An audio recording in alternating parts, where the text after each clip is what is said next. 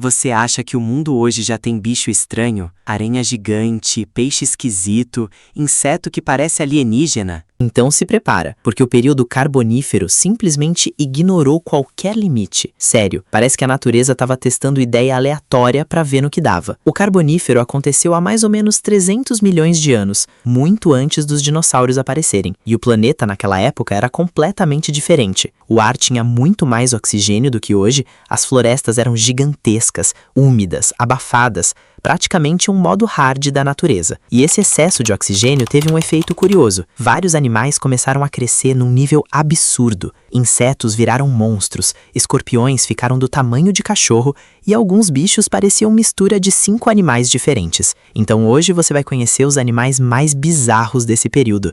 E, sinceramente, alguns parecem erro de renderização da vida real. Arthropleura. Vamos começar com um que provavelmente faria muita gente desinstalar a própria existência. O Arthropleura era basicamente uma centopeia gigante. Só que quando eu digo gigante, não há exagero de internet não. Esse bicho podia passar dos 2,5 metros de comprimento e tinha um corpo dividido em placas duras que lembravam uma armadura natural. Agora imagina isso se mexendo no chão da floresta, com dezenas de pernas sincronizadas.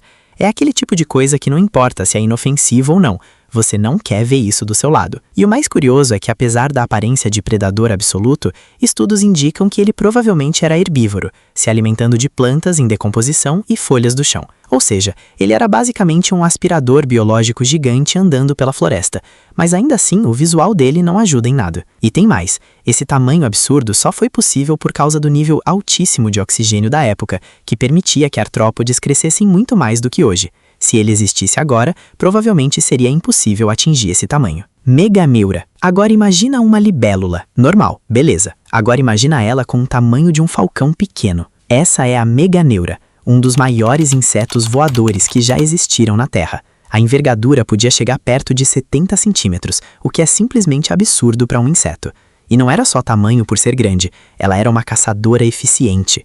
Os olhos enormes davam uma visão quase 360 graus do ambiente, e isso fazia dela uma predadora aérea extremamente precisa. Ela provavelmente caçava outros insetos no ar, interceptando eles em pleno voo. Agora pensa no cenário. Uma floresta pantanosa, cheia de vapor, silêncio, e do nada aparece uma criatura voando como um drone biológico gigante. Outro ponto interessante é que o corpo dela era mais leve proporcionalmente, justamente para conseguir voar com aquele tamanho todo. Hoje em dia, insetos não chegam nesse nível por causa da limitação de oxigênio na atmosfera moderna. Ou seja, ela é basicamente um luxo biológico de outra era. Pulmonoscorpius. Agora entra um personagem que parece nome de chefão de jogo.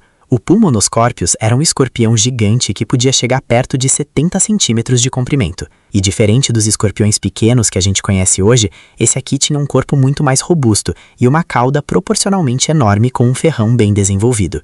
O nível de proteção dele era alto, placas rígidas cobrindo o corpo inteiro, como uma armadura natural. Ele vivia em ambientes úmidos, provavelmente se escondendo entre vegetação e restos orgânicos, caçando pequenos animais. E aqui vai uma coisa interessante. Mesmo sendo grande, ele não era o topo da cadeia alimentar. Ele ainda tinha predadores maiores. Ou seja, imagina um nível desse ecossistema. Até escorpião gigante precisava ficar esperto para não virar lanche. E o mais assustador é imaginar isso se movendo no meio de folhas mortas e troncos caídos, quase invisível até você estar muito perto. Diplocaulus. Esse aqui parece literalmente um experimento que deu certo por acidente. O Diplocaulus era um anfíbio pequeno, mas o formato da cabeça dele é o que faz tudo parecer estranho. Ela tinha formato de bumerangue, com 2 extensões laterais muito grandes. Isso sempre chamou a atenção dos cientistas, e a principal teoria é que esse formato ajudava na natação, funcionando como estabilizador dentro da água, evitando que ele virasse facilmente com correntezas. Outra hipótese é que ajudava na defesa, dificultando que predadores engolissem ele de uma vez. E pensa comigo, engolir um bicho em formato de T não deve ser nada fácil. Ele vivia em ambientes aquáticos e pantanosos, provavelmente se alimentando de pequenos organismos e evitando predadores maiores. E o mais curioso é que quando você olha de cima, ele parece mais uma ferramenta do que um animal. É um design que não parece ter vindo de uma evolução linear, mas sim de várias adaptações estranhas acumuladas. Stetacanthus. Agora vamos falar de um tubarão que parece ter sido criado numa reunião onde ninguém queria dizer "isso tá estranho demais". O Stetacanthus era relativamente pequeno comparado aos tubarões gigantes que vieram depois, mas compensava isso sendo completamente esquisito. Os machos tinham uma estrutura nas costas que parecia uma tábua coberta de dentes minúsculos.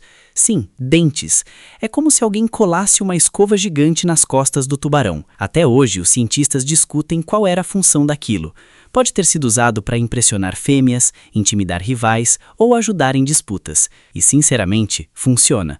Porque se eu fosse um peixe naquela época e visse um tubarão com uma mesa dentada nas costas vindo na minha direção, eu já desistiria da vida imediatamente.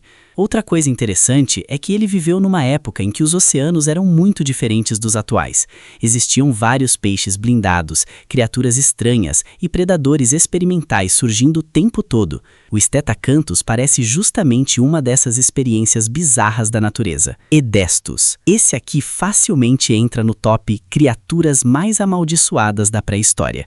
O Edestos parece um tubarão até abrir a boca, porque os dentes dele simplesmente não fazem sentido. Diferente dos tubarões modernos que trocam dentes constantemente, o Edestos acumulava dentes em linhas curvas enormes. Resultado, ele parecia ter uma tesoura viva na boca. E não era só visual estranho, não. Aquilo provavelmente era extremamente eficiente para cortar carne. Alguns cientistas acreditam que ele atacava fazendo movimentos rápidos de corte, quase serrando a presa. Agora imagina um peixe vindo na sua direção com uma boca cheia de lâminas curvas apontadas para frente. Parece literalmente um monstro criado por inteligência artificial quando você digita "crie o peixe mais perturbador possível". E o mais curioso é que durante muito tempo ninguém entendia exatamente como aqueles dentes funcionavam, porque quando os primeiros fósseis foram encontrados, os cientistas ficaram genuinamente confusos tentando montar aquilo. E sinceramente, dá para entender. Se curtiu, deixa o like e se inscreve porque ainda tem muita criatura absurda para aparecer por aqui.